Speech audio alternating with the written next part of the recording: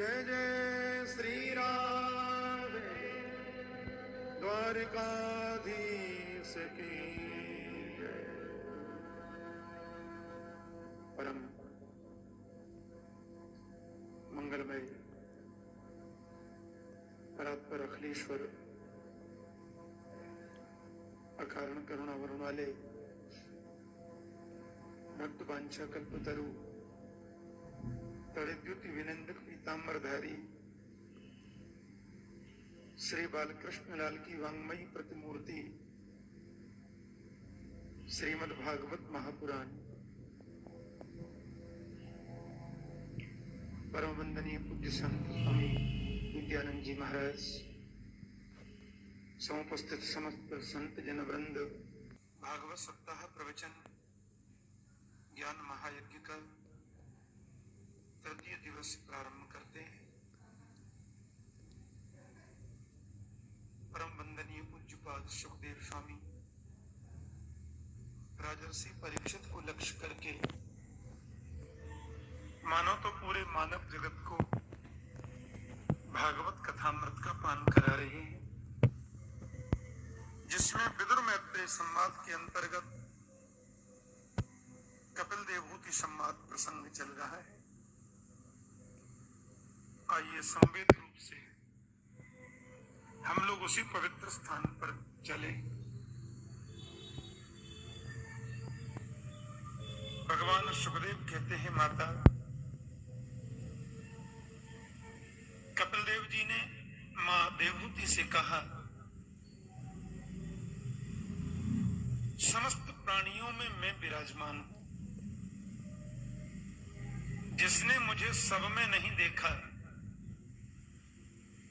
उसको मैं मंदिर में मिल पाऊंगा ये कंफर्म नहीं है। सब में जो मेरा दर्शन करते हैं उन्हीं को मेरी प्राप्ति मंदिर में भी होती है। इन भावनाओं से ओतप्रोत जिनका अंतर हृदय नहीं है, वे तो संसार में भटकते रहते हैं, दुनिया में भटकते रहते हैं, बार बार जाना, बार बार आना, बार बार नरक, बार बार स्वर्ग। माता देवहूति ने कहा, ये नरक स्वर्ग में जीव जाता है पता तो चलती नहीं। कपिलदेव कहते हैं, माता हमारा शरीर 3 प्रकार का होता है। एक होता है पांच भौतिक शरीर, क्षितिजल पावक गगन समीरा पंच रचित अति अधम शरीरा। ये 5 तत्वों से हमारा शरीर बनता है। 5 भौतिक शरीर है, लेकिन इस शरीर की मृत्यु के बाद इसमें से निकलकर जो जाता है उसे बोलते हैं सूक्ष्म शरीर। और वो इतना छोटा होता है, बालाक्य शतभागस्य शतधा कल्पितस्य यत् जीवस्य एव विज्ञेय सचा अनंत्याय कल्पते। बहुत छोटा होता है। बाल के अग्र के भाग के हम 100 टुकड़े करें और 100 टुकड़े में जो एक टुकड़ा बचे उसके फिर 100 टुकड़े करें, उसमें जो एक बचे उसके फिर 100 टुकड़े करें, उसमें जो एक बचे कितना बड़ा होता है। बोलो जय श्री कृष्ण। मतलब इन्हें आंखों से तो देखा जा सकता नहीं है माता, वो सूक्ष्म शरीर से जीव जाता है। अब देखो बीच में इसका बदलाव हो जाता है। यदि इसने पाप कर्म किया है तो सूक्ष्म शरीर में से मिलेगा यातना शरीर, और पुण्य कर्म किया है तो मिलेगा दिव्य शरीर। अब यातना शरीर के द्वारा व्यक्ति जाता है नरक में और दिव्य शरीर के द्वारा जाता है स्वर्ग में या वैकुंठ आदि में। गोविंद के चरणों में भक्ति जिसने की है उसको मिल जाता है, मेरा का नहीं है। अब नरक की यातनाएं भोगने के बाद में ये मनुष्य फिर आता है संसार में। देखो, हाँ, मुक्त नहीं हुआ तो फिर आएगा।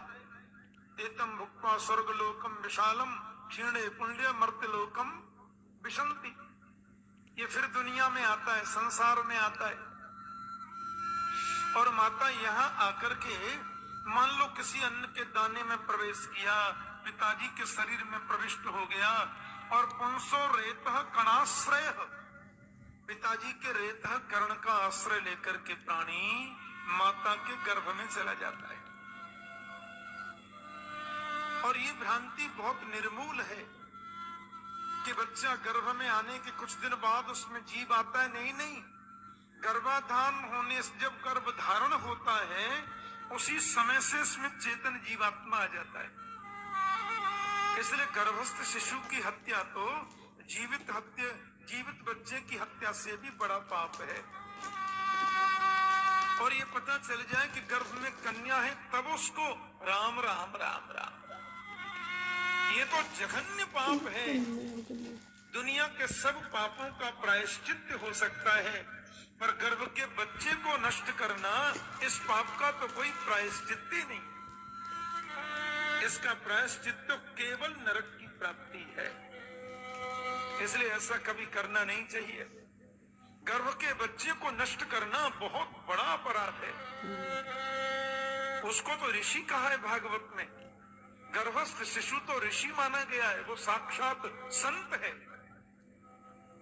तो एक तो हमने बच्चे की हत्या करी, एक जीव की हत्या करी, तीसरे ऋषि की हत्या करी। ऐसा जघन्य पाप कभी नहीं।